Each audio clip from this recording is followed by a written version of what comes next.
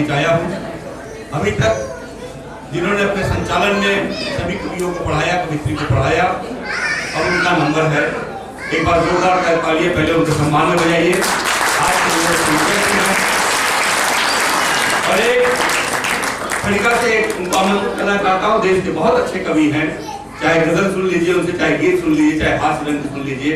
वो तो हास्य रंग की शैली में संचालन करते हैं, लेकिन बहुत अच्छी रचनाएं उनके पास हैं। पूरे देश में, लखनऊ में भी जाकर उन्होंने तहलका मचाया, आज यहाँ तहलका मचाएंगे। मैं उनके परिवार की बात, हमारे परिवार की बात भी कर रहे थे, मैं उनके परिवार की बात करता हूँ। उनके बेटे में और उनके बीच में क्या वार्तालाप होती है। एक चीज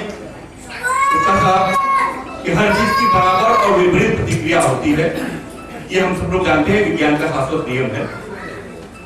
इनकी क्रिया पर उनका बच्चा प्रतिक्रिया देता है। देखिएगा एक बाल पुनर्रचना कि मुझे बाल काला करते दे, मेरे होनहार बेटे ने अपने बालों को सफेद रंग में लिया।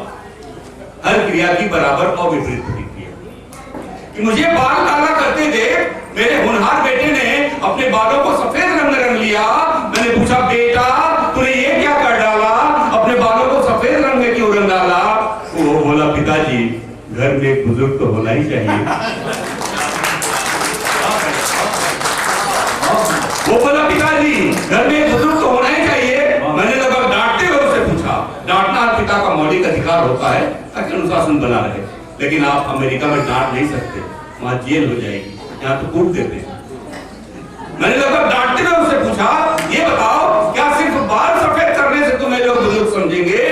तो वो बोला, पिताजी मैं तो समझ गया, आप तो समझ लीजिए भाई तरुण सिंह जैन।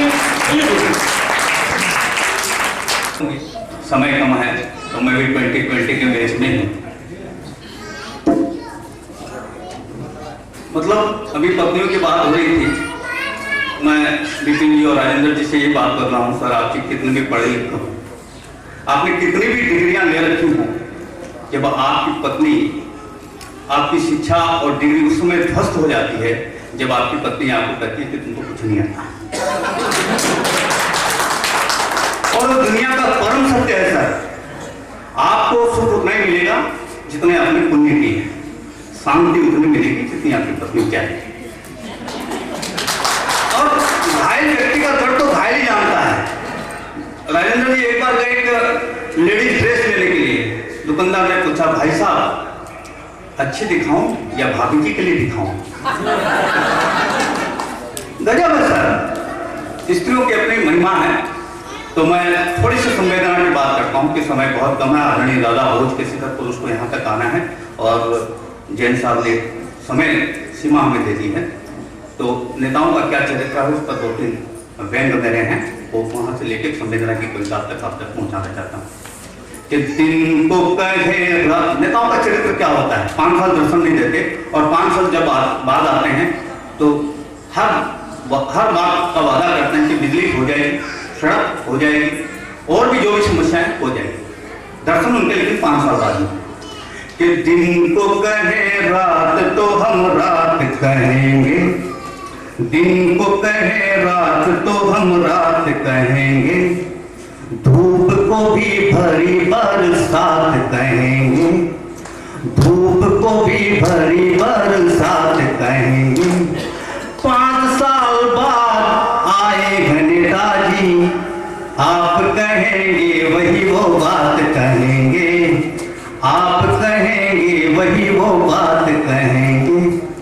नेताजी, नेताओं का चरित्र क्या होता है कि दिन के उजालों में इनका काम नहीं है, दिन के उजालों में इनका काम नहीं है, मुंह से कहते राम लेकिन राम नहीं है, मुंह से कहते राम लेकिन राम नहीं है, भाषण से बनाते हैं जनता को बेवकूफ, है ये नेताजी घनश्याम नहीं है, है ये नेताजी घनश्याम नहीं है। एक नेता को कृषि मंत्री बनाया, उसने प्रधानमंत्री से कहा, प्रधानमंत्री जी मैं देश के खेत खलिहान की हालत देखना चाहता हूँ, किसानों की हालत देखना चाहता हूँ। अभी फिलहाल आप विज्ञापन मत दीजिएगा, अखबार में मत दीजिएगा, टीवी में मत दीजिएगा। तो बेचारा कृषि मंत्री बन खेत खलियान में पहुंचा तो एक किसान ने उसे देख लिया और दौड़ कर आया और प्रणाम करने लगा। बोला, सर आप ही तो देश के कृषि मंत्री हैं ना? बोले, तुझे कैसे पता? बोले, सर मुझे पता हो गया जब आप पूछ रहे थे कि ये चने का खेत किसका है और आप गन्ने के खेत को जब चने का खेत बता रहे थे तो मैं समझ गया कि आप देश के कृषि मंत्री। वहीं से एक चीज रखना चाहूँ सर, आपसे बात पहुंचे।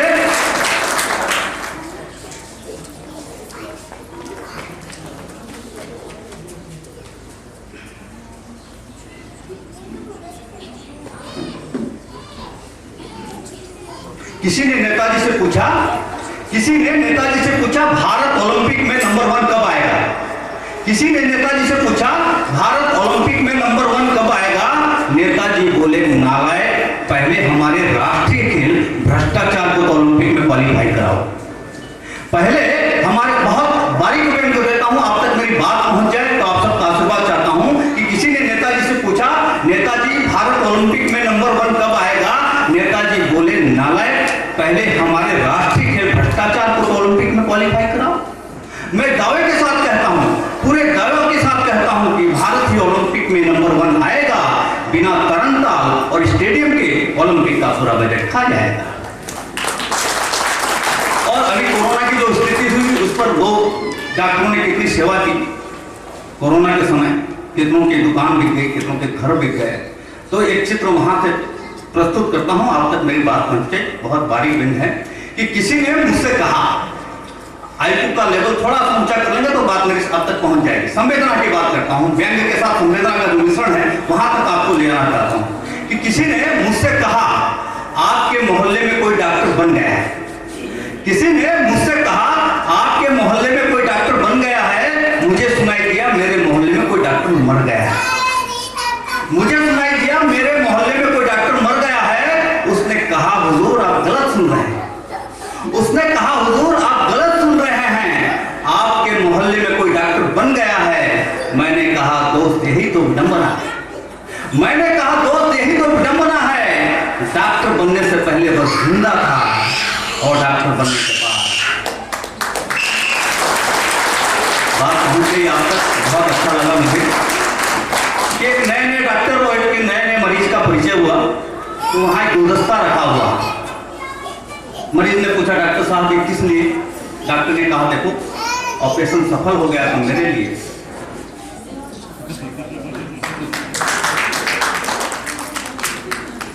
इसी घराने का एक और व्यंग आप तक पहुंचाने की चेष्टा करता हूं कि जो ही मुर्दे को अस्पताल से शमशान ले जाया गया, जो ही, आप तो बुद्धिजीवी लोग हैं तो ऐसा व्यंग पढ़ने का मन करता है, वरना तो फिर सारी बातें रह जाती हैं कि जो ही मुर्दे को अस्पताल से शमशान ले जाया गया और उसे चिता पर लेटाया गया, मुर्दा मुस्कुराया। और उसे चिता पर लेटाया, मुर्दा मुस्कुराया। इतने में कोई चिल्लाया, अरे यह तो जिंदा है, इसे वापस अस्पताल ले चलो। इतना सुनते ही मुर्दा खामोश हो गया और हमेशा हमेशा के लिए गहरी नींद में खो गया। अब सिर्फ 2 मिनट आपसे लेता हूं। एक माँ पर मेरी बहुत कविता बहुत वायरल हुई है, क्योंकि समय बहुत कम है, 9:30 बज चुके हैं। और के शिखर पुरुष आदरणीय कमलेश राजहंस को हम नहीं सुनेंगे तो ये कार्यक्रम पूरा नहीं हो सकता। सिर्फ 5 मिनट की कविता, 5 मिनट भी मैं नहीं लूंगा। पिता क्या होता सर कि उम्र से पहले जो बूढ़ा हो गया, अक्सर माँ की कविता हम सुनते हैं कि पिता क्या होता है कि उम्र से पहले जो बूढ़ा हो गया वह कौन है? उम्र से पहले जो बूढ़ा हो गया कौन है? धूप, गर्मी और बारिश में जो गला वह कौन है? हर बला को सह लिया बच्चों की खुशियों के लिए, वह पिता है जो पसीना पी गया पड़ता है। पिताजी आप तो जिस पृष्ठभूमि से आप आए होंगे, या मुझे पता है पिता ने कितना कष्ट किया होगा, उनका मैनेजमेंट क्या होता उस जमाने में। आजकल तो बड़ी बड़ी क्लासें चलाते हैं, तो मैं मैनेजमेंट की एक वानगी आप तक प्रस्तुत करना चाहता हूं कि मेरे पिता ने अभाव में किस तरह मैनेजमेंट किया, 8 भाई बच्चों को किस तरह से पाला। कि मेरे पिताजी अभाव में घर यूं चलाते थे, बहुत महीन में और संवेदना के साथ, कि मेरे पिताजी अभाव में घर यूं चलाते थे। प्याज महंगा होता तो इसमें दुर्गंध बताते थे, प्याज सस्ता होता तो इसके गुण गिनाते थे। मेरे पिताजी अभाव में घर में चलाते कि पूजा करो अर्चना करो कोई मायने नहीं है। बहुत सारी आपने हास्य की कविता सुनाई तो संवेदना पूजा करो अर्चना करो कोई मायने नहीं है, नित्य नए भजन करो कोई मायने नहीं है, माँ बाप की सेवा यदि करते नहीं हो तुम कितने ही भूत पूजो कोई मायने नहीं। एक कविता मैं अंतिम सुनाता हूँ। मैं चाहता था कि आधा घंटा पढ़ूं, लेकिन समय की अपनी स्थिति है और मैं समय का अतिक्रमण नहीं करना चाहता, क्योंकि ऐसे बड़े कवि जब मंच पर हों कि सारी फरमाइशें पूरी हो सकती है। उधार लेता हूँ, उसके बाद अपनी कविता पर आता हूँ। 2 मिनट की कविता है मात्र, आप तक बात पहुंचे मेरी, और जो मैंने जिया है उसको सचित्र आप तक पहुंचाता हूँ कि सारी फरमाइशें पूरी हो सकती है पत्नी की, पर माँ का टूटा हुआ चश्मा नहीं बनवा सकती। कि सारी फरमाइशें पूरी हो सकती है पत्नी की, माँ का टूटा हुआ चश्मा नहीं बनवा सकते। माँ कहती है बेटा तुम मेरा टूटा हुआ चश्मा बनवा सकते थे तो मैं तेरे लिए शुभ मुहूर्त शुभ लगन देख सकती थी, मैं तेरे लिए शुभ मुहूर्त शुभ लगन देख सकती। मुझे कब फिक्र थी मेरे बच्चे दुनिया देखने की, मैं तो तेरी भोली सूरत देख सकती थी। वहीं से देखिए मैं कविता पढ़ना चाहता हूँ जो हमने जिया है, और शायद आप लोग ने, गुप्ता जी, बिपिन जी वगैरह ने, जैन साहब ने, और ये मानव संसाधन के महेश जी वगैरह ने सबने देखा हुआ लकड़ी का चूल्हा उस जमाने में हुआ करता था। बस ये कविता देखकर अपना स्थान लूंगा, आप सबका आशीर्वाद चाहता हूँ कि लकड़ी के चूल्हे पे कितनी रोटियां पक जाती थी। और ये चित्र आपके घर से मिले तो आशीर्वाद दीजिएगा मुझे कि लकड़ी के चूल्हे पे कितनी रोटियां पक जाती थी। माँ की 2 बाकी 100 हो जाती थी। पहले मेहमान फिर घर वाले खाते थे, उसी में 2 वे कुत्ते गाय सभी समाते थे। हमारे क्या संस्कार था कि लकड़ी के चूल्हे में कितनी रोटियां पक जाती थी। माँ की 2 बाकी 100 हो जाती थी। पहले मेहमान फिर घर वाले खाते थे, उसी में 2 वे कुत्ते गाय सभी समाते थे। अभाव में कितनी बरकत हो जाती थी। माँ को भी यह बात बहुत आती थी। सुबह से ही कई श्रम में लग जाती थी, पड़ोसियों से भी रिश्ता खूब निभाती थी, सभी के मंगोड़ी पापड़ में हाथ बटाती थी और पूरे मोहल्ले का आदर भाव पाती थी, और पूरे मोहल्ले का आदर भाव पाती थी। और हम लोग 8 भाई बहन हैं, बिल्कुल वो 4 लाइनें आपको उसी चित्र को बिल्कुल हूबहू मैं आप तक पहुंचाने का प्रयास करता हूं कि 8 भाई बहनों को एक कमरे में सुलाती थी। 8 भाई बहनों को एक कमरे में सुलाती थी, पर लोरी सबको उनकी बारी से सुनाती थी। सुनाती थी। इस क्रम में माँ सो नहीं पाती थी, फिर भी सुबह तरोताजा नजर आती थी, फिर भी सब होता रहता था। और क्योंकि समय बहुत हो चुका है, मैंने कहा जैसा कि एक ऐसा व्यक्तित्व, विराट व्यक्तित्व जो दिनकर की परंपरा का एक संवाहन हमारे बीच बैठा है, ये हमारे लिए बहुत ही सौभाग्य का विषय है कि फूल खुशबू रंग के लिए इस अमन के वास्ते जो देश में भाईचारे के संदेश को बढ़ाता है, उसको आगे बढ़ाता है। ये फूल खुशबू रंग तितली इस अमन के वास्ते है, हवा में सूखियां इस चमन के वास्ते। आओ हम सुगंध खाएं, हिचकिचाएंगे नहीं, जान भी देनी पड़े अदर वतन के वास्ते। उस मंदिर के शिखर को मैं बुलाना चाहता हूँ कि जब भी हमें प्यार से कोई रिश्ता मिलता है, तकदीर से जब कोई हमें रिश्ता मिलता है, सारी उम्र हो जाती है ऋण में की, जब हमें आप जैसा कोई फरिश्ता मिलता है, आप जैसा कोई फरिश्ता मिलता है। इन पंक्तियों के साथ कि हर कण में जो रसखान की परंपरा को भी बढ़ाते हैं और रसखान के साथ भी चलते हैं और एक देश प्रेम की भाषा को आगे बढ़ाते हैं। ऐसा व्यक्ति कि मानुष हो तो वही रसखानी बसो ब्रज गोकुल गाँव के द्वारन, मानुष हो तो वही रसखानी बसो ब्रज गोकुल गाँव के द्वारन, जो पशु हो तो कहाँ मन मेरो चारों नित नंद के धेरु मजारन, पाहुन हो तो वही गिरी को जो धरो धर छत्र पुरंदर कारण, जो खग हो तो पसेरो करो मिली कालंदित कदम को धारण। इस संदर्भ के कवि जो कण कण में भारत को अपने हृदय में आत्मसात करते हैं, ऐसे महाकवि आज हमारे बीच उपस्थित हैं, आदरणीय कमल राजहंस।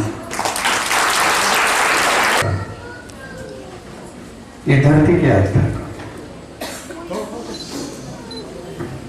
गेरुआ मुख्य अपने सामने बैठे हुए अग्रद अधिकारियों को, मातृशक्ति को, बहुत अच्छा कवि सम्मेलन आपके बीच में चला।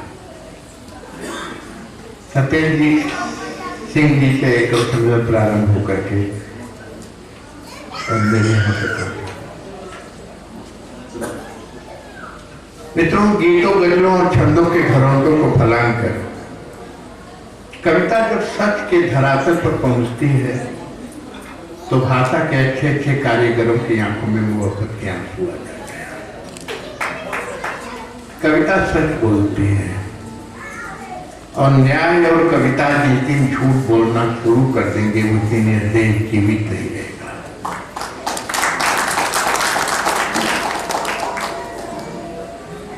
75 साल की हमारी आजादी है। हमें आजादी मिली जय साहब, लेकिन 12 बजे रात को मिली। जरा सा इन बच्चों को अगर शांत करा दें तो बहुत अच्छी बात होगी।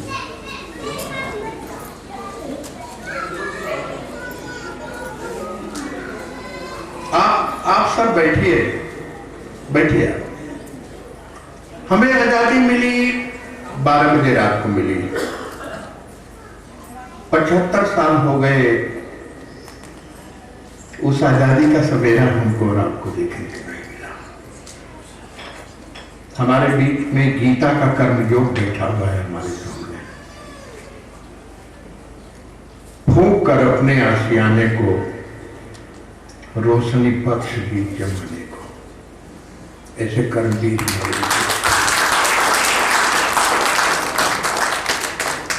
एक आम आदमी का दर्द आपके बीच में रेखांकित कर रहा हूं। समय बहुत कम है मेरे लिए। 1.5 घंटे के पहले मेरी बैटरी चार्ज नहीं होती, मैं आपको बताता हूं। लेकिन समय की एक सीमा रेखा है, उसमें मैं अपने को समेटने की कोशिश करूंगा। जैसा आप आगे बढ़ते हैं,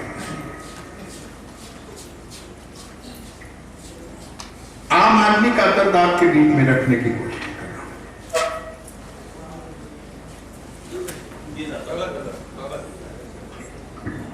बहुत स्वागत। मावस की काली रातों में,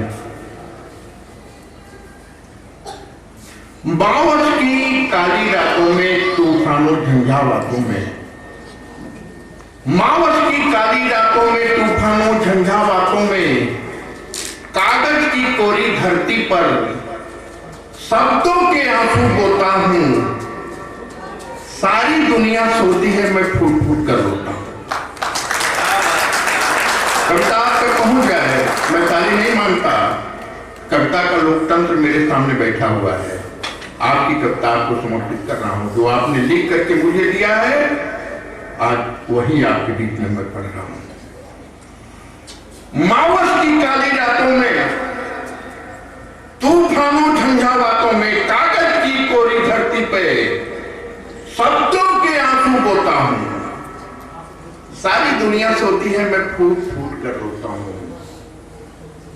बिना दूध का बचपन बीता, बिना दूध का बचपन बीता, तरुणाई को भूख खा गई। बिना दूध का बचपन बीता, तरुणाई को भूख खा गई। पीड़ा कांटों के बिस्तर पर थपकी देकर के सुला गई। बिना दूध का बचपन बीता, तरुणाई को भूख खा गई। पीड़ा कांटों के बिस्तर पे थपकी देकर के सुला गई। आंसू भरे हुए कंठों से राष्ट्र वंदना गाऊं कैसे? आंसू भरे हुए शब्दों कंठों से राष्ट्र वंदना गाऊं कैसे? मादक सुरवाली बंसी को जले होठ तक लाऊं कैसे? महलों को उजियारी देकर अंधकार में सोता हूं। सारी दुनिया सोती है, मैं फूट फूट। महलों को उजियारी देकर अंधकार में सोता हूं। सारी दुनिया सोती है, मैं फूट फूट कर रोता हूं। हंसता हुआ बिहान कभी ना देखा मैंने, हंसता हुआ बिहान कभी ना देखा मैंने। मेरी पथराई आंखों ने पीड़ा का सावन बोया है। एक तरफ भारत के भाग्य विधाता मखमल पे सोते हैं, एक तरफ फुटपाथों पे मेरा भूखा भारत सोता है।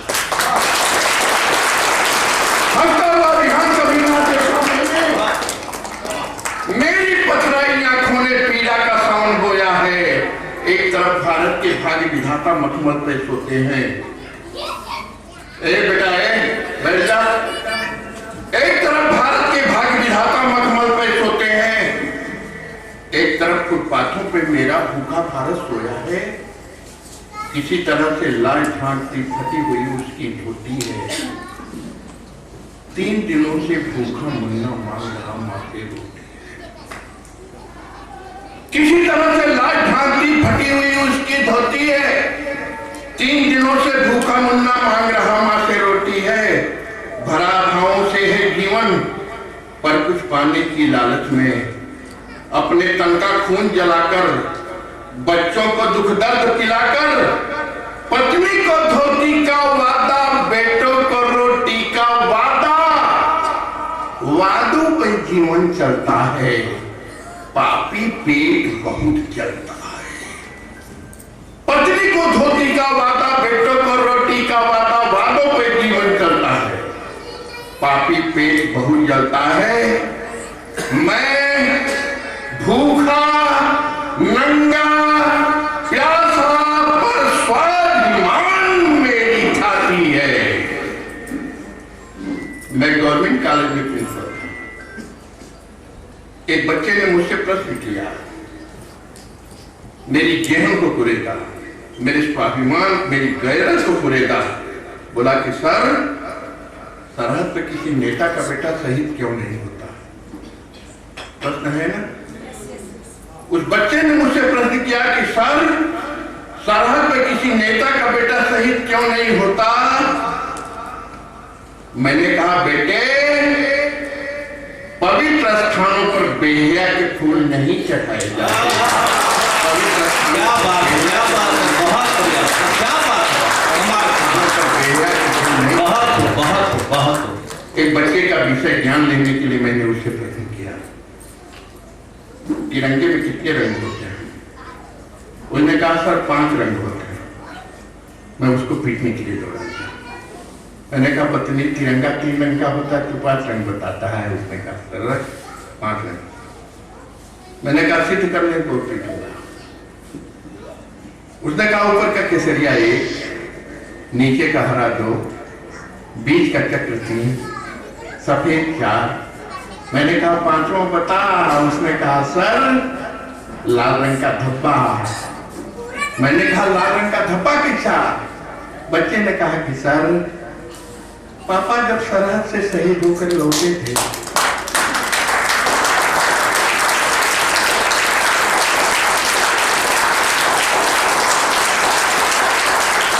धन्यवाद देता हूँ आप लोगों को। बड़े अच्छे और बड़े समझदार श्रोताओं से मुलाकात हुई। बच्चे ने कहा कि सर, पापा जब सरहद से शहीद होकर के लौटे थे तिरंगे में लिपट कर, तो उस तिरंगे पर उनके खून का धब्बा था। उसी दिन से मैंने जाना कि तिरंगे में प्राण है।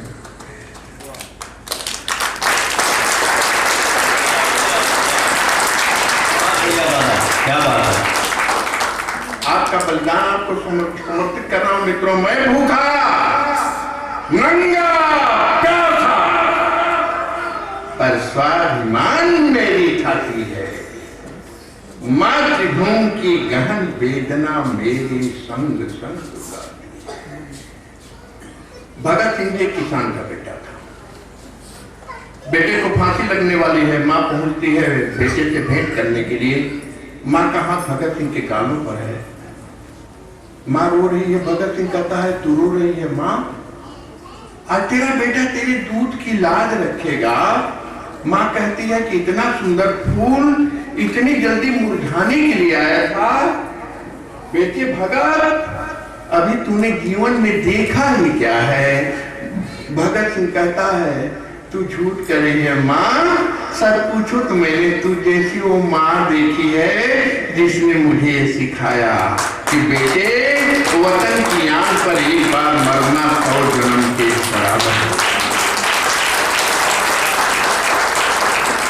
मैं भूखा नंगा प्यासा, पर स्वाभिमान मेरी छाती है।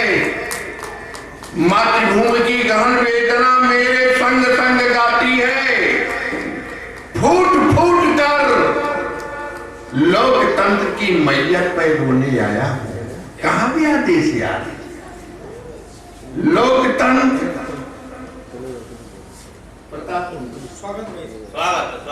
लोकतंत्र अलगाववाद की भेंट चढ़ गया। अगर सच कह रहा हूं तो बड़े प्रतिष्ठान के लोगों इस सदन ने कवि को समर्थन दे देना। लोकतंत्र की परिभाषा दे रहा हूं। नहीं आया, मुझे देखा तो उनको फूल सा खिलना नहीं आया। मेरे गम की फटी चादर उन्हें सिलना नहीं आया। और सुदामा बन के दरवाजे पे उनके मैं खड़ा था कल, कन्हैया की तरह मुझसे उन्हें मिलना नहीं।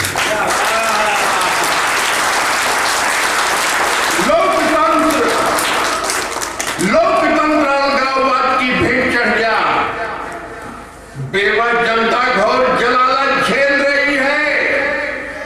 आजादी की पांचाली है लगी दांव पर। राजनीति संसद में जुआ खेल। आजादी की पांचाली है लगी दांव पर। राजनीति संसद में जुआ खेल रही है। ऐसे में एक कलमकार की कलम कहीं बिक जाएगी। भूषण और दिनकर की छाती में दरार पड़ जाएगी। खिसक रही असायों के लाशों पर मिली हुई आजादी। समय कम है इसलिए कहां से समेट रहा हूं कोई पता नहीं चल। जी दादा। खिसक रही असायों के लाशों पर मिली हुई आजादी। भूख भी लगती है बच्चों की सुलग रही सारी आबादी। कहते हो बच्चे रात की मुस्कुराहट है। सर मैंने एक दृश्य देखा। 12-12 फुट के 2 लंबे बांस लगाए गए थे। 12 फुट की लंबी रस्सी बांधी गई थी। एक मदारी था, ढोल बजा रहा था। उसकी 7 साल की बिटिया थी। 12 फुट की उस रस्सी पर पैर में घुघरू बांधकर 7 फुट का लंबा बांस लेकर के वो नाच रही थी। लोग ताली बजा रहे थे। बिटिया नीचे उतरी। मैंने कहा बिटिया 12 फुट की ऊंचाई पर 12 फुट की लंबी रस्सी पर 7 फुट का लंबा बांस लेकर के जब तू घुघरू बांध करके नाचती है तो तुझे डर नहीं लगता क्या? बिटिया ने कहा बाबूजी जब भूख लगती है तब डर नहीं। क्या बात है, क्या संवेदना की पंक्ति है। ओहो क्या अद्भुत। मैं कॉलेज में प्रिंसिपल था, आपको मैंने बताया। मिड डे मील में चेक करने के लिए गया था। एक विद्यालय था। एक बिटिया की कलम चोरी हो गई थी। टीचर से उसने शिकायत किया। टीचर ने कहा सारे बच्चे अपने बैग की तलाशी देंगे। सारे बच्चों ने अपने बैग की तलाशी दिया। शीला नाम की एक लड़की थी, वो तलाशी नहीं दे रही थी। सब घटना आपको बता रहा हूं। टीचर ने कहा कि जब अगर तुम तलाशी नहीं दे रही है तो खामखा तुमने कलम चुराई। कहीं नहीं मैडम मैंने कलम नहीं चुराई। कहीं तो तलाशी देना पड़ेगा। उसी समय मैं पहुंचा। मैंने कहा क्या बात है? कहे कि सर इसकी कलम चोरी हो गई है, तलाशी नहीं दे रही है। मैंने कहा मैं तलाशी लेता हूँ। मैं उसको एकांत में ले गया। मैंने कहा बेटे बैग खोलो। बोली कि सर मैंने कलम नहीं चुराई। मैंने कहा बैग खोलो। बैग खोली, आसमान फट जाएगा मित्रों। बिटिया ने बैग खोला, उसमें 4 रोटियां निकली। मैंने कहा रोटी चुराती हो? बिटिया ने कहा कि सर मैं यहाँ मिड डे मील में खा लेती हूँ। मेरा छोटा भाई मेरा इंतजार करता है। बहुत चुप कराता हूँ, चुप नहीं होते हैं। क्या बहुत चुप कराता हूँ, चुप नहीं होते हैं। मेरी गली में मत आना खिलौने वाले। तेरे खिलौनों को देखकर मेरे बच्चे बहुत रोते हैं। मेरी गली में मत आना खिलौने वाले। तेरे खिलौनों को देखकर मेरे बच्चे बहुत रोते हैं। आपका बलिदान आपको समर्पित करते हुए अपनी बात समाप्त करता हूँ, क्योंकि मैं समय की सीमा है, सीमा रेखा है। 10 बजे आपको खत्म करना है। कहना चाहता हूं आपके बीच में गीता के कर्मयोगों, मेरी फटी हुई छाती ने भारत को इतिहास दिया। क्या बात। एक एक आदमी का हाथ उठा करके समर्थन मांगता हूं, अगर मैं सब कह रहा हूं तो। मेरी फटी हुई छाती ने क्या बात है। भारत को इतिहास दिया। क्या बात। राष्ट्र धर्म को लहू दिया और धरती को मधुमस दिया। क्या बात है। मेरी फटी हुई छाती ने भारत को इतिहास दिया, राष्ट्र धर्म को लहू दिया और धरती को मधुमास दिया। वीरों की गाथा दी हमने, भारत को भूगोल दिया। सारी दुनिया डोल गई जब पौरुष का भूगोल दिया। राष्ट्र धर्म को मान दिया, जब देश पुकारा जान दिया। संसद क्या गिन पाएगी जितना हमने बलिदान दिया। कितना हमने बलिदान दिया। क्या बात है। आशीर्वाद कम है, बहुत बड़ी बात मैंने कही है। राष्ट्र धर्म को मान दिया, जब देश पुकारा जान दिया। क्या बात। संसद क्या गिन पाएगी जितना हमने बलिदान दिया। कोख और सिंदूर दे दिया फिर भी है संतोष नहीं। सिद्ध हो गया नमक हलालों का यह भारत देश नहीं। क्या बात है। कोख और सिंदूर दे दिया फिर भी है संतोष नहीं। सिद्ध हो गया नमक हलालों का यह भारत देश नहीं। राष्ट्रीय चरित्र आपके बीच में रख रहा हूं। पद वदा लेने के खातिर हिजड़े आगे आते हैं। अरे इतने पर तो आपके दोनों हाथ उठ जाने चाहिए अगर मैंने सब कहा हो तो। क्या बात। पद वदा लेने के खातिर हिजड़े आगे आते हैं। धरती माता के बेटे सरहद पे गोली खाते हैं। क्या बात। पद वदा लेने के खातिर हिजड़े आगे आते हैं। क्या बात। धरती माता के बेटे सरहद पे गोली खाते हैं। अरे कहां गया हिंदुस्तान? पूछना चाहता हूं सियासतदानों से, इस मुल्क की तबाही कितना करोगे? और तवज्जो मांगता हूं गुप्ता साहब आप लोगों से, जैन साहब, इस मुल्क की तबाही कितना करोगे? और क्या है तुम्हारे दिल में, पता क्यों नहीं देते? इस मुल्क की तबाही कितना करोगे? और क्या है तुम्हारे दिल में, पता क्यों नहीं देते? जमहूरियत की लाश को कंधे पे उठाकर गांधी की समाधि पे चढ़ा क्यों नहीं देते? जमहूरियत की लाश को, जमहूरियत की लाश को कंधे पे उठाकर गांधी की समाधि पर चढ़ा क्यों नहीं देते? पद वदा लेने के खातिर हिजड़े आगे आते हैं। धरती माता के बेटे सरहद पर गोली खाते हैं। और दो पंक्ति आपके बीच में दे रहा हूं राजभक्तों, ऐसी पंक्ति दिनकर के बाद आपने नहीं सुनी होगी। कमलेश राजहंस से कमलेश राजहंस सुना रहा है, या तो दिनकर भी सुनाया था या तो मैं सुन रहा हूं। अगर यह पंक्ति सच हो तो इस सदन में बैठे हुए अपनी कविता की हौसला अफजाई की बात मैं नहीं कर रहा हूं, पंक्ति की बात कर रहा हूं। एक एक श्रोता खड़े होकर के मेरी इस पंक्ति पर खैर मकदूम करेंगे, इस्तकबाल करेंगे। अगर ये जीहन में पंक्ति बैठी तो पद वदा लेने के खातिर हिजड़े आगे आते हैं। क्या बात। धरती माता के बेटे सरहद पर गोली खाते हैं। यदि मेरी बातें कड़वी लगती है तो तुम माफ करो। यदि मेरी बातें कड़वी लगती है तो तुम माफ करो।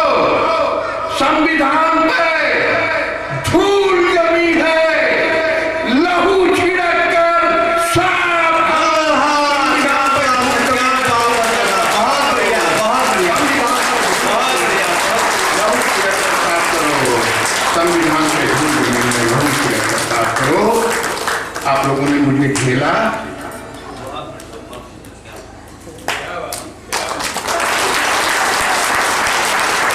दिन रहा तो कभी आप याद करेंगे तो दर्शन करूंगा आपका। बेबसी का पैगाम लेते जा, एक रंगीन शाम लेते जा, भोर के रहनुमा ठहर मेरे, आंसुओं का सलाम देते जा।